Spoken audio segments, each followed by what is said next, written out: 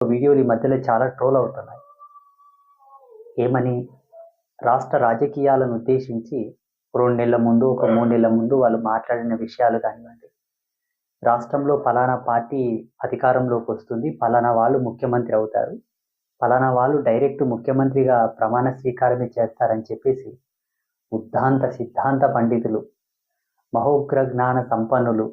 అమోఘమైన తపశ్శక్తి కలిగిన వాళ్ళు, నిరంతరము అకుంఠిత దీక్షతో సంకల్ప శక్తి సమానమైనటువంటి తపశ్చర్యలో ఉన్నవాళ్ళు, మంచి మంచి విద్వత్తు కలిగిన వాళ్ళు, అంటే కాలజ్ఞాన సిద్ధాంతానికి ఆజ్యం పోసిన వాళ్ళు, మంచి మేధావులు, సనాతన ధర్మాన్ని వీపున వేసుకొని సదా ధర్మం గురించి మాట్లాడుతూ ధర్మానికే బానిసలై ఉండి, ధర్మానికే కట్టుబానిసలై ఉండి, ధర్మమే ప్రతి ఊపిరిగా, ధర్మమే ధ్యేయంగా, ధర్మమే జీవితంగా బ్రతికే వాళ్ళు ఈ మధ్యలో సోషల్ మీడియాలో బాగా వైరల్